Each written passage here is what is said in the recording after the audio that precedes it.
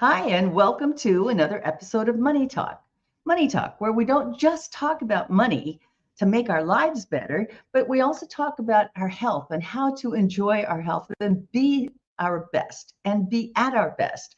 Today, I have a really special guest. Today is the last Friday of the year, and just as we end something, we're about to begin something else. And that is the very topic that we are talking about today, the end of something and the beginning of something else. So, how well did you take care of yourself this past year? Health and wellness is not only a necessity, it's what helps us get us through the day, through our lives, and stepping up into our new year. So, before we get started, I want you to understand that if you haven't been paying attention to your health, your well being, and your body, stay tuned and get motivated for this 2024 because our special guest today is a nutritionist, a women's health coach, and an endurance athlete. Wow, now that's amazing. All the way from Ontario, Canada.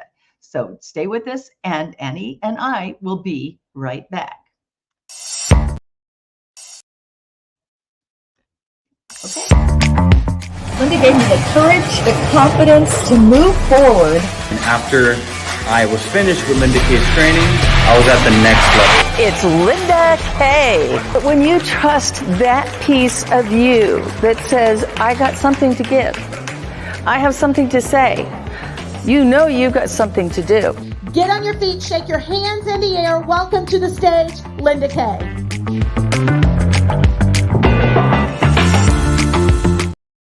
We are back, and I did promise you we've got something pretty exciting to talk about today. A topic that isn't often talked about, or certainly in as many circles as we're going to be in today. So, as a nutritionist and a health coach, Annie founded VEEV Health and Wellness to support the needs of smart and successful individuals, giving them confidence to do what they do with the energy that they need to have it. So, Annie lives what she preaches, and welcome to the stage and to my show, Annie Gaudreault. Hey, Annie. Hello, Linda. Great to be here. I'm so excited to have you and have you on the show to talk about some of the most important topics, women's health changes that take us from one aspect of our lives into another aspect of our lives. So a little bit about you. I know that you are an endurance athlete. You do all kinds of marathons. I can't imagine running across the street, but you're running 26 miles on a regular basis. What in the world got into you that you would be so moved and motivated to go do a marathon? How did you get started with that? Well, it's interesting, Linda, because I'll tell you, I was the least likely to really think, hey, marathons, this is me. Actually, as a kid. Oh, this is encouraging, but remember, I think I might be the last person that would want to do a marathon or be the least likely to. And I think I'd get some votes from my audience on that one. Well, I had a previous career as a brand consultant, and I was a pretty stressed out camper. So hold on a second. A brand consultant? What do you do? Brand consulting. What does a brand consultant do? So a brand consultant helps companies, in my case, consumer goods package companies such as Nestle and exactly, right? Unilevers, all those companies, and they have brands, right? So it could be they have a coffee brand, a chocolate brand, they could have a soap, and you help them how to grow these brands. I happen to specialize in the visual side with packaging and all of how a brand gets expressed.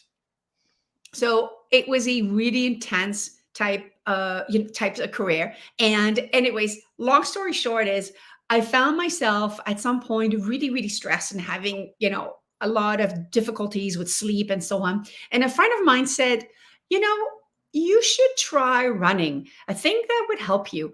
And I really liked the idea because it required no skills, because I was a very uncoordinated kid growing up, and I had no confidence in myself in terms of athletic abilities. And You can do it anywhere. You don't need, you don't need a gym membership. It doesn't have to cost $100 a month. All you need really is basic amount of apparel, and off you go. So that's how I started running. And honestly, at the beginning, Linda, it was pretty atrocious. But like I can relate. right, you start and then you go, well, okay, so a little 5K, and then you become a 10K, and then you kind of, and that's how I got the bug. Wow, that's now that's interesting because you as a brand consultant thinking about everybody else's brand, was there ever a part that you really kind of became self-conscious of, gee, somebody might see me, or me struggling, or me flailing my arms out someplace, or do you just let it go? I really never cared about that. I really wanted to feel better. I needed to get better, and I needed to get stronger. And what I realized, Linda, is the fact that as the distances grew, I started to learn a lot about myself, because running is, for the most part, for me, a very, individual type, activity. And Right. start to discover a lot of things about yourself. Like, what are the thoughts that are coming to my head? I discovered that I was actually a pretty resilient person, that I could go for 34, 35K run, which is about, 20, 21 miles on my own, even in a hot day. And I thought, I never gave myself credit for being this kind of person. Like, I'm tough. I've got some tough skin on me. And Yeah, you do I have to didn't be tough. learn. Yeah. So you learn a lot about yourself. And these are the skills that you can apply in your life. The skill set of endurance, I think, is healthy, and a wise move, especially if you're an entrepreneur, because the entrepreneur journey it requires endurance. There are times Oh, when we are discouraged. There are times when we just don't even know that we've got the energy to keep this focused or to keep it going. Talk to me a little bit about your entrepreneurial journey. How did you get to healthcare and women's healthcare? so I years ago, I own a brain agency with my partner, and you know how they say, don't put your eggs all in one basket. Yep. Well, I did not heard that message. I had Oh no. all my eggs, my chicken, my carrots, and my chocolates all in one basket. And when our relationship dissolved, so did everything else. And I found myself at that crossroad of, I can go and work for somebody else, or I can do this on my own. And so at the time, I decided, you know what? I'm not completely new at this. I have a solid network. I have the skills. So I should go and do this. And I did, and it was really great. It took a few months, and you were right. It took a lot of endurance, because there were a lot of bad days, and a lot of doubts, and a lot of challenges. And eventually, as well, this is my early 40s now. I migrated also from marathoning to Ironman triathlons, so very, very long distance triathlons. And You're a glutton for punishment, Annie. I know. I thought, okay, I want a little bit more torture. Let's take that stick and, torture myself some more. And it just dawned on. Hold on. Iron Man. I mean, talk to our audience. There are three things that you have to do, right? Yes, You're that's right. bicycling, then you're swimming, and then you're running. If that wasn't enough, my That's God. it. You And how swim. long is You swim 2.4 miles, then you bike for 120 miles, and dear then God? you have to finish with a marathon. And they give you 17 hours to finish. You have 17 hours, not a minute more. So unless you finish under 12, 17 hours, pardon me, you'll finish, and you get your medal, as they say. So how long do you have to recover between each of the events? You got to go from one to the other, because Really? Yeah, each discipline you have a certain amount to a time to finish. Otherwise you're disqualified. So you finish your swim, you strip from your wetsuit, and you go get your bike. And then after your bike, you can barely walk, but you start walking and then running, and then you finish. Yes, it's quite the process. But That's again, really grueling. it is such a metaphor for life. And How it so, Annie? How is that a metaphor? Talk me through that. because you have to learn. You're not good at everything. Most athletes, will come in like myself. I was a half decent runner, but I was not a good cyclist. I was certainly not a confident swimmer. And I had to pick up new skills, right? And if you want to make progress in life, you need to pick up new skills, right? And it takes a lot of humility, and it takes a lot of trial and errors. And you have to confront a lot of fears. It's one thing to train for an Ironman, but when the actual race day, it is crazy, because you are, for example, on the beach waiting with 1,100 of your best friends, and that's the start line, and you all jump in, and it's like being in a washing machine.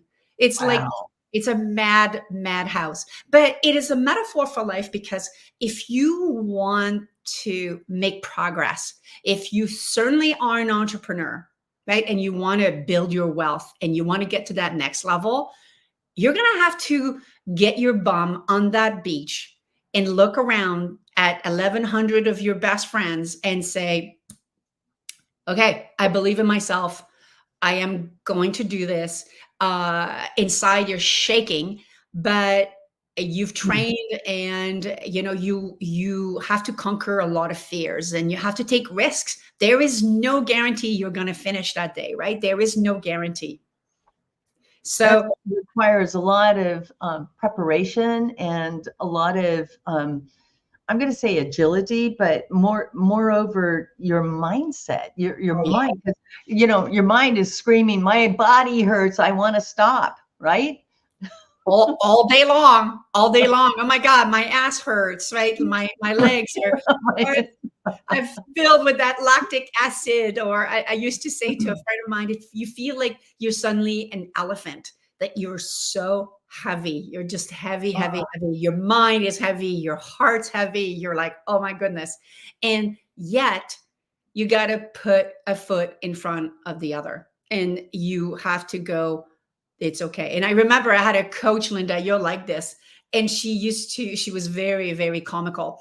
And she used to say, you will get to a point in the race where you hate everybody, you hate yourself, you hate the idea of running, you think you're a total jerk for having signed up for this race. And you said, that time, she said, the only thing that you focus on is like the next telephone pole, or the next tree, or the short little, like, okay, all I'm going to focus right now is get on that little milestone, and then the next one will be one after. And that's business, right?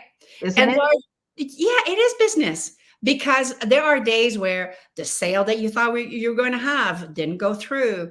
Right. Nobody's returning your phone calls. You just launched your funnel and nobody opened up an email, right? Exactly. Right. And then you feel that, oh my God, I'm a total loser. Nobody likes me. What I'm doing is stupid. It's never going to work. But still, you have to take the next step. Right? You got to pick up your phone and make the call, and you don't feel like it. Right? Oh my gosh, you're living my pain. Yes.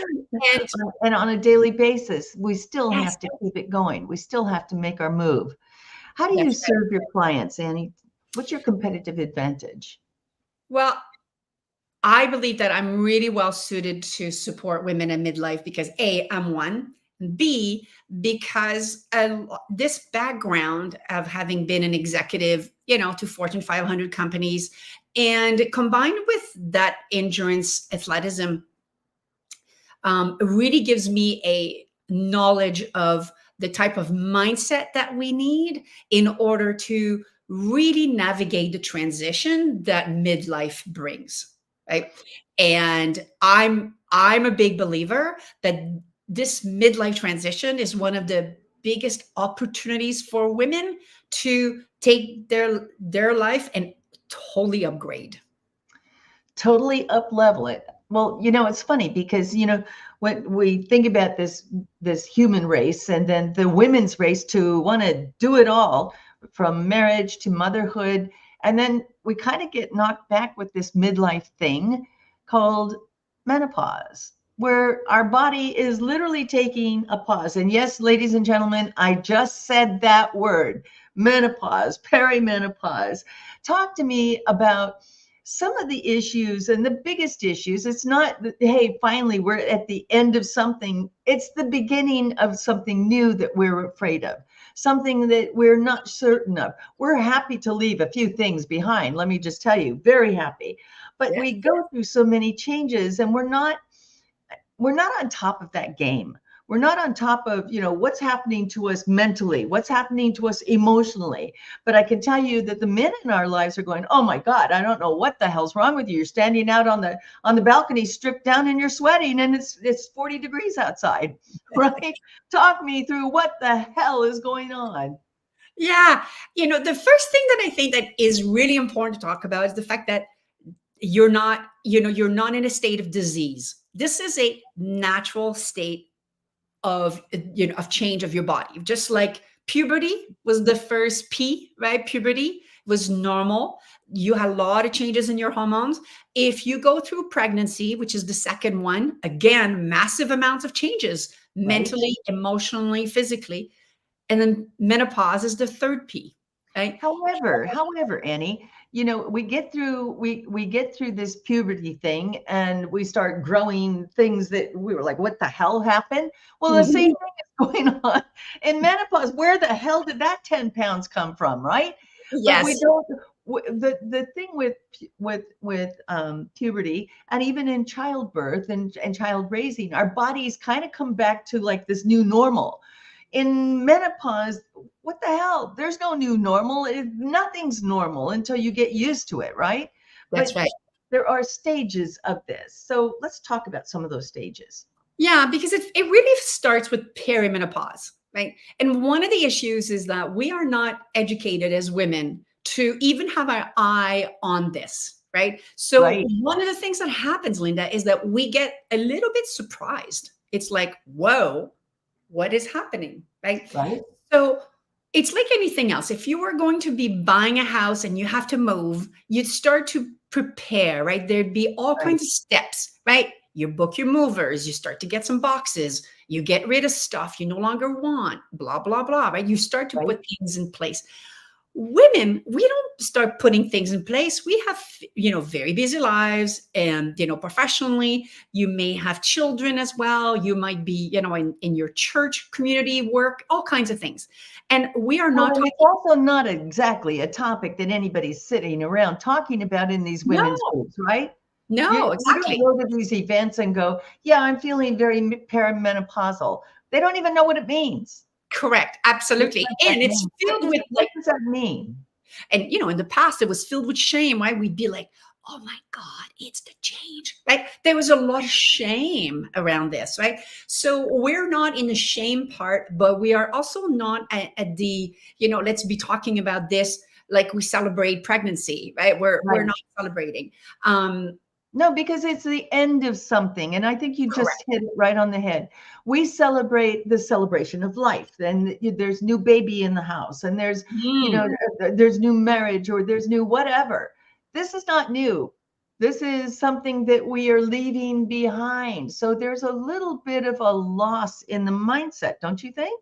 Definitely. And, a key thing there, Linda, is the whole mindset thing. I cannot stress enough. There's one thing that, your listeners want to take away from this today is how mindset will determine how your experience is going to be, right? Okay. Many countries in the world, menopause is actually mini celebrated. It is acknowledged. And Yeah, You yes, mean it's only here in the United States we go like, "Ooh, don't talk about that. She's going to say." it's in the Western world mostly, where, and it's associated with another thing. And you will understand this because most women like ourselves get this, is that we live in a society where youth is an obsession, Yeah. right? Not just celebrated, it is an obsession. It's an obsession. I mean, look at the anti-aging, which makes me cringe every time I say this. Um, business, like honestly, if you want to make a lot of money, become a plastic surgeon. I mean, it's crazy. The obsession with all the injectables and the lips and the like. Right, because we don't want to admit that, hey, we're getting older or that we've changed or, that we won't be attractive. And I think that Yes. this whole notion of I have to be attractive at every single age, they're just, there's an unrealistic expectation Yeah. that is on women particularly. Yes.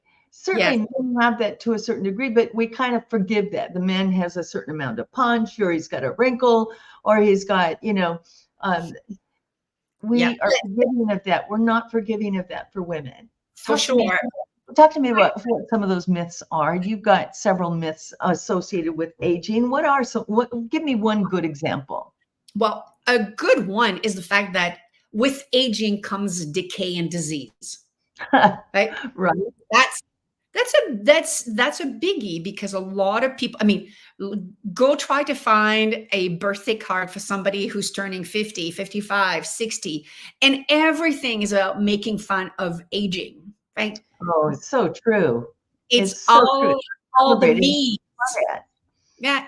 And it's all about, little old ladies and, men that are like all like this, hunched over, etc. So that's the first myth, because the truth is, and the science proves this, is that this is not a cause, right? So this myth is total BS. Absolutely, absolutely. So again, that mindset, right?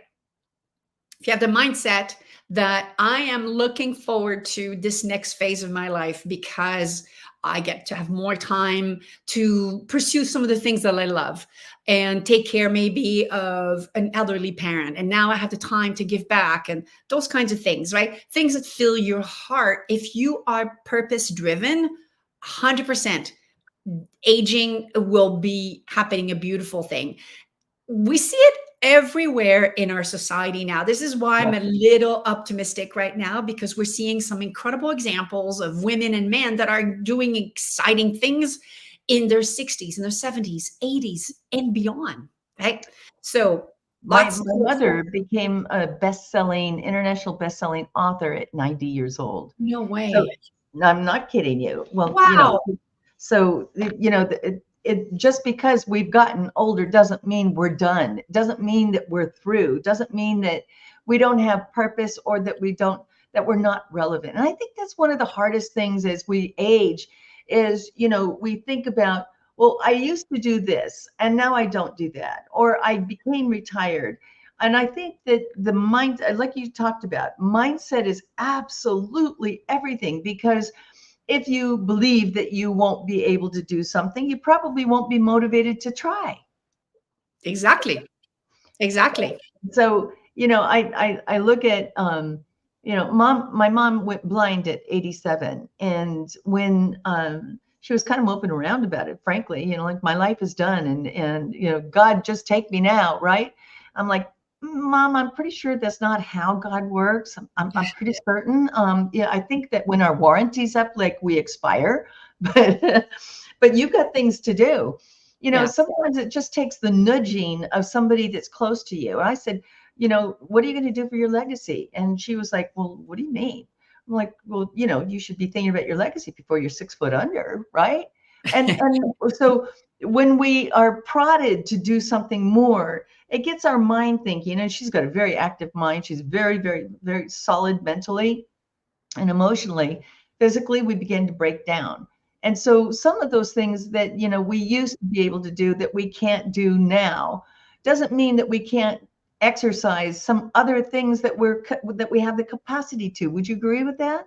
Oh, absolutely. I think that people get confused also between the concept of lifespan versus health span, right? What's the difference? Tell me about that. So again, I think that we are very obsessed with this whole like lifespan. How long, right? Literally, how many years can I say that I was on this earth, right? Right. The much more important conversation to have is, what kind of quality of life do I want to have while I am on this earth, right? So, taking, for example, your beautiful mom, right, who at 88 loses her sight and then takes stock of all of the things that she has. She's obviously quite vibrant, still has so much to share, right? And beside the eyesight, can still be able and has obviously, lots of purpose left in her. That health span, the quality of life that you have during those years is where we need to focus, right? Where we need to definitely be engaged. So it means that we want to take care of the body, the mind, but also, the soul, the purpose, right? Why am I here? What are the things that I still have to offer in this world? It's interesting that you say purpose, and you've used that a couple of times here. I think that our purpose changes throughout our life. That, just as you were you were on purpose to help corporations refine their brand and make more brand awareness of their products or services. And in the same way, now that you go through this change, this metamorphosis of I need to let go of the stress and the things that are going on with that, and you become a runner. Your purpose didn't change at all at that time, but your purpose has changed now.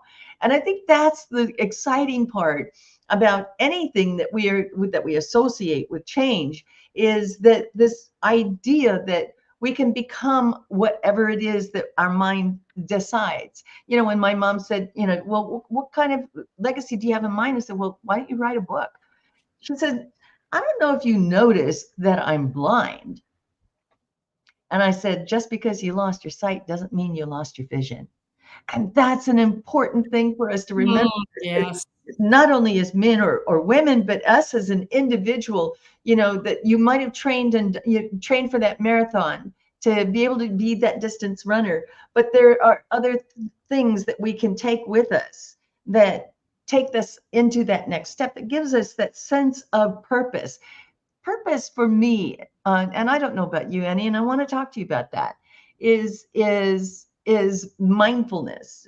Purpose for mindfulness. What I did in one career, I'm able to take that and put that as a building block into something else. That gives me meaning. That gives me purpose. I think as we age, I think we really worry, am I still relevant? Will somebody care about me enough that, one, they'll pick up the phone, or two, they'll listen, or they'll share or like this episode and say, there's something here that I think somebody else needs to see, and they'll want to share it. For you, what is purpose? What does purpose mean to you? I never thought I was one of these people who had been graced, by God, of having a vocation, I thought Interesting. I have a Although good you had one. right? And eventually and now I've discovered what I do is truly vocational. I cannot imagine doing other things. And I think it's linked to this purpose, the small p purpose, if you want, as I sometimes call it, being of service to others. Absolutely. Being of service to others, to be healthier, to have happier lives, definitely, because when you're suffering, you're not in a state of happiness. And you're also not in a state where you can be good in the world either. So for me, the purpose has to do with how can you serve the world. And I think that this is why this world is so wonderful, is that there are all kinds of different people doing all kinds of different things, because we need different people serving this world at different levels and in different abilities. And you're right that I think that it evolves, and I still believe that there is so much more in me, and I'm excited about aging, because I'm excited to see how else am I going to be of value in this world. And I think that there's a lot coming. That's another one of the myths, right? We think that people are washed up by the time we get to 50. Oh, let me just tell you, I got a few more decades on that one, and I'll tell you, no, you aren't washed up. Yeah. No, there's still more to give. You know, it's interesting for all the good things that you're doing. You remind me of a saying that we can never do as much good as the world needs, but the world needs every bit of the good that we have to give. Oh, yes. Yes. Absolutely. Absolutely. There is just so much. There's actually a really interesting study that was done, Linda, a few years ago around happiness and when are we happy, right? Like in broad stroke. And a lot of people think, like, oh my God, it's when you're in your 20s and 30s, you're young and woo, and actually, you're at your happiest, like in, like very, very early adulthood, like maybe 18, 19. And then believe it or not, that happiness, and it's a curve and it's called a U curve. It goes all the way down. Right at the bottom there is midlife. For a lot of people, it can be a challenging time. But guess what? It goes all the way back up, and we get happier as we get older. That's been really interesting. replicated. It's an experiment that is very solid, and it's true. I see it every day as I serve older people. So I think that again is important to know that it is not a youth story, but it becomes an experience story, just like your mom was able to use all her years and create something extraordinary from it. As we think about aging, and I know that you've written about this a lot and you counsel men and women, but particularly women, what are some of the pillars? You've got pillars about health and aging. Give me one real specific pillar that is really fundamental, and that we all need to simply embrace. Well, if you had asked me this a year ago, I would have given you a different answer. But we now know that it's actually remaining active that is the biggest return on investment. You know all about money. It is the biggest return on investment in terms of not just physical health, but protecting the brain. Of course. Allowing this body to be functioning as well as possible. So also for your emotional health. So we know, because when you bring to mind a few things, and I've always said, and I think possibly it's it was only because my mom went blind that she actually retired, but and which is laughable. 88 years old, you think, well, did she have to work? No, she loves to work. And that's a work ethic for me. When people say, well, Linda, when are you going to retire? I'm like, I hope I never do. I hope I expire before I retire. I'm with you. We'll be the two old girls chatting on Money Talk. I'll be right there with you. I'm reminded of friends of mine that are doing remarkable things. One woman that was, a litigating attorney who is now doing mitigating. Instead of litigating, she's mitigating, helping people resolve things, being a problem solver, and that's like the new phase of her career. She's not pursuing money. She's doing it for a purpose, having a reason to do it. What gets you up in the morning, Annie? That's an important question that we need to all ask ourselves, right? What makes you get those feet on the floor and get out there? I always say there's got to be a why. What's your why? I lost both my parents early. Oh, I'm sorry. And I just feel that, there's been also lots of gifts in that in terms of what it's brought me in my life and appreciating. And I do feel like this is incredibly lucky that we are here on earth having this experience, right? And so much of us are wasting our time. And I just think that the window is so short It of is. being able to do something, and create something meaningful. And I am certainly not comparing myself to the Dalai Lama, right?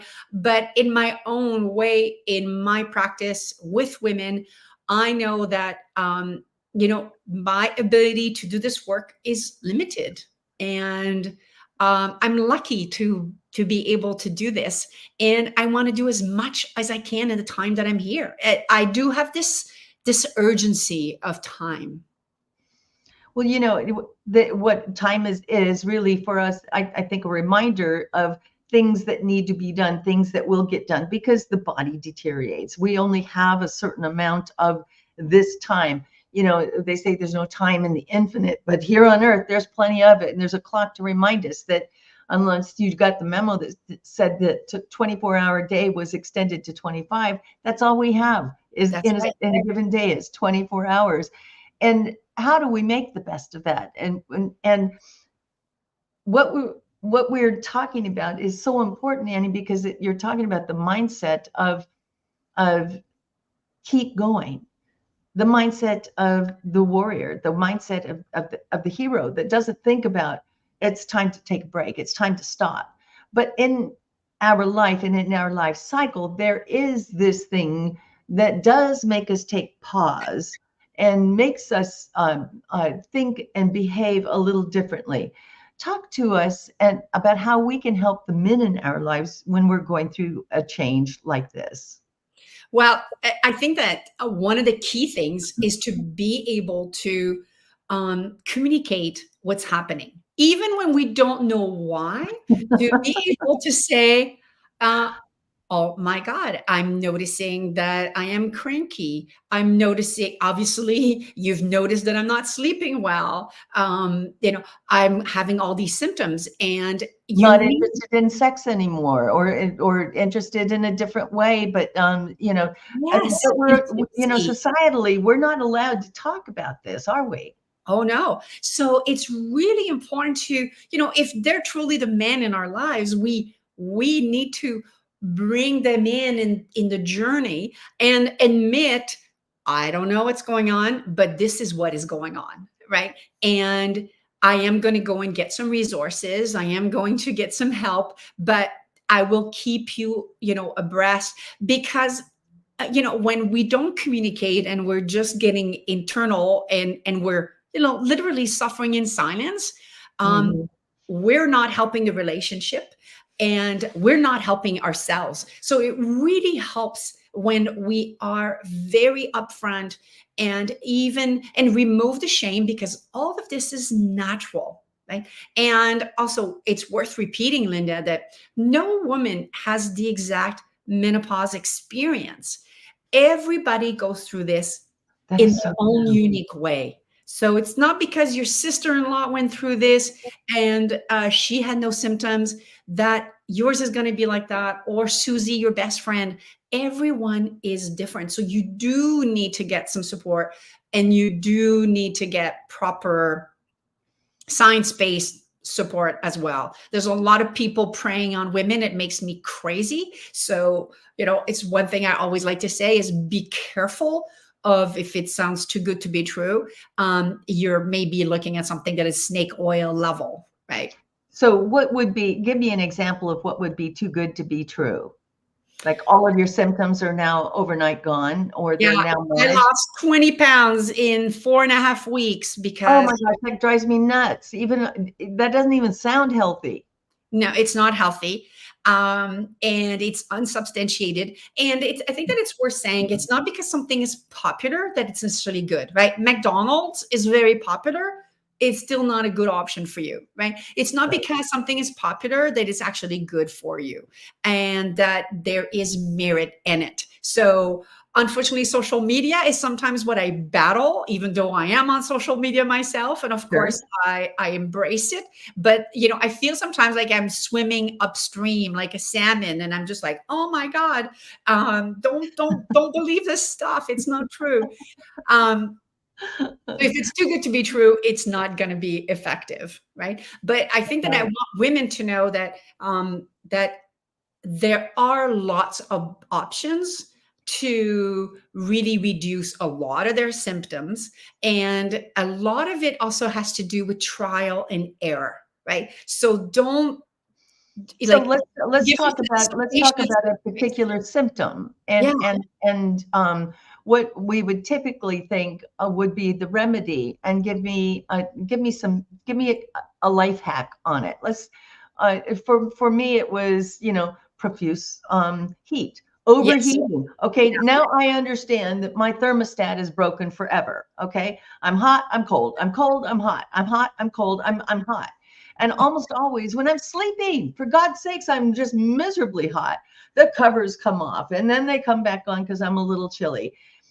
What can we do as women to help ourselves regulate ourselves a little bit better?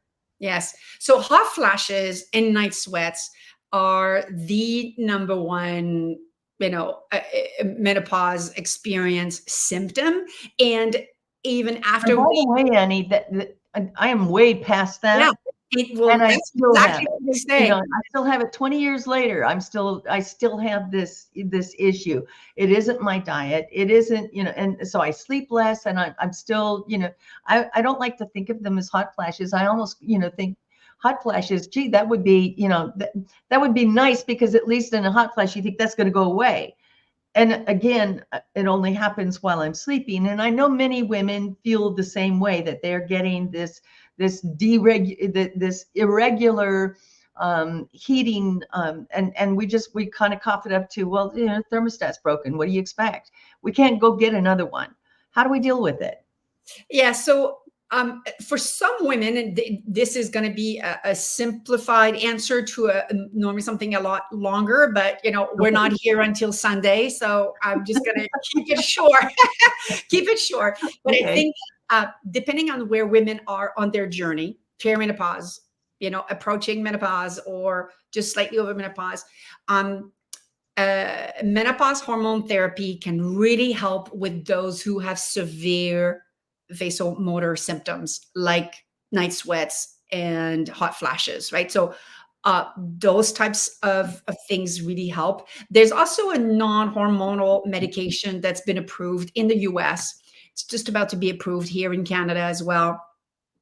But it's very expensive, and it also helps with vasomotor symptoms.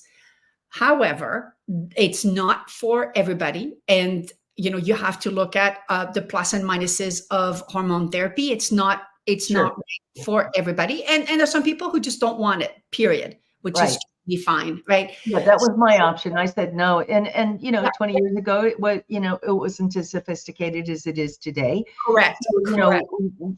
old myths that hold true then Yes, are not the same today because science has improved. So, definitely. but So other things that can help though, Linda, that we do know actually is we know that a diet reduced in meat helps with vasomotor symptoms. We also know that alcohol is a problem for women in terms of these hot flashes. We also know that being active also helps reduce the intensity of these symptoms. All of these help. And believe it or not, but there's also cognitive behavior therapy also helps tame the wild horse of that oh thermometer. yeah, because that beast can get really crazy. And now you're talking about outrageous hormonal imbalances, and I like to call her cave woman. She shows up, and I think cave woman's all about scarcity, but cave woman's not a very nice person. No. It's the one that talks to you when you're looking in the mirror going, oh, you gained a few of those pounds, didn't you? Oh, and you don't feel loving today, do you? Or why should anybody love you? Because you are cranky and mean and nasty and fat. Like I Yes. said, cave woman is not a nice person to us. Yes. At least 30% of women will have mental health symptoms during menopause. We're talking everything from depression to anxiety. Like some women will experience this in a quite a debilitating way. It's really, Sure. really, really sad. And then all kinds of mood swings, right? Like crankiness, and being snappy. And I love how you call it cave, the cave Cave woman. woman. Yes, cave woman. She's not nice. Yeah. She's typing and nasty and really cruel, especially to me, right? Yeah. So um on the other hand, some women never experience these symptoms, right? That's right. They just Absolutely. simply cruise through this and go, thank God that is over with, right? We're not thinking about, mensing, and we're not thinking about, childbearing anymore. We're not thinking about any of those things. And Yes. they seem to just cruise through. What percentage of women in our society have that experience? Do you have some stats on that? They are more the minority. It's more like around 20%. But Okay, there are also degrees of some of sure, these symptoms, right? sure. So, it's 20% that basically never had a hot flash, never saw a difference. And Didn't gain the weight, didn't have mood swings, didn't have any of these things. correct, right? And then And by the way, if you're just joining us, we are talking about one of the most terrifying things that men think women are experiencing. So we're breaking down the myths of menopause. And I think that that's really important, because I think men really want to be helpful to their spouse, or women want to be helpful to their spouse, and they don't understand the process which the body's going through, because we don't really talk about it as a society. We turn on the TV and you see everything for erections, you see everything for every kind of disease known to mankind on television. And the last thing I think I would ever see would be something that would be hormone replacement therapy, or, better diets, better life, better sex for women, and going through the change in their lives. And I got to tell you, the work that you're doing is so important. Where are some of the things, and what are some of the things that women can do, and where can they find help? Where would you lead a woman to? yeah, first of all, is to go to people who actually specialize in menopause. The North American Menopause Society is a great resource. And they have, all of the symptoms that are recognized there. They've got all of the approved protocols as well. So that's really helpful. Then also, like, honestly, there are great podcasts by women that are, physicians that also specialize in menopause. There's also a great doctor, Linda, you'd love her, Dr. Mosconi. She's a PhD and she specializes in studying the women's brain. And Mm, she actually has a book coming out in spring 2024 that is a result of all of her research on women's brains and what happens. Literally, the brain changes. So when I women believe that. are going crazy, ladies, you're not going crazy. You're rewiring, because there's lots of estrogen receptors in the brain. And when estrogen drops, these receptors are no longer being helpful. So all of the things that it protected you with and help you do, it's now having to rejig itself, in good old English, to be able to perform these tasks. So that brain Interesting. fog, it's real. So You're brain not fog, crazy. energy, all the things that we kind of took for granted, it's still there. It's just in the process of rewiring. Now that's good news. We Yeah. didn't lose it. Definitely, Dr. Mosconi is a great resource for those who are like me, like a little bit of geeking out on these things. Highly, highly recommended. But I think that, and I have lots of resources on my website at veev.ca, and I can see that it's in the show notes here. Just get the information, because it's not one size fits all. So you will need to do some trial and error. You will need to change some things in your diet. You are going to have more movement. But what you used to do at 25 is no longer going to work. So it needs to be designed for the woman that you are now at 55 or 60 or 48, wherever you are.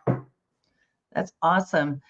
Annie, I think you have also a free gift for our listeners, people that want to know more about what Annie does. Of course, her website has been up, but we have something called Lose the Menno Belly. Yes, because we know that, unfortunately, and this is science doesn't know exactly why this happens, but we have a tendency to now not just store fat in, we can store fat everywhere, right? In our faces, in our chest, our arms, everywhere. At menopause, it just goes into that dreaded belly area, right? People talk about the muffin top, right? So I don't know who came up with that, but it certainly is not a muffin that I would want to eat. No, exactly. No, thank you very much. Not on my grocery list either. And so I have a nice little guide for women here that is really about helping you lose, around 5 to 10 pounds without a painful diet, based on strategies that work for women at the stage of life that we're at, based on our hormones, right? So it's not the stuff just putting yourself on, a horrible calorie reduction diet like you did in your 20s. This is not going to work anymore. So it's based on mastering other things that will help you and, won't make you lose your mind, because this is not what we want to create now. So true. Annie Gaudreault, thank you so much for joining me today. I can't even believe that our time is already gone, but please, all of you out there listening, help the women in your life, enjoy and celebrate the women in your life. And if they're struggling even just a little bit, they seem a little bit odd, they seem a little bit off, get out there to VEEV.c. Is it VEEV.com? Is it VEEV.ca? .ca, thank you. And get your Lose the Menno Belly freebie from Annie. Annie, thank you so much for joining us today. I really appreciate you. Thank you. Thank you, Linda. It's been such a pleasure. My pleasure. Thank you. And thank you all for joining us today. I hope that you've had a great 2023 and you're ready to embrace the newness and the change that's coming in your life for 2024. See you soon.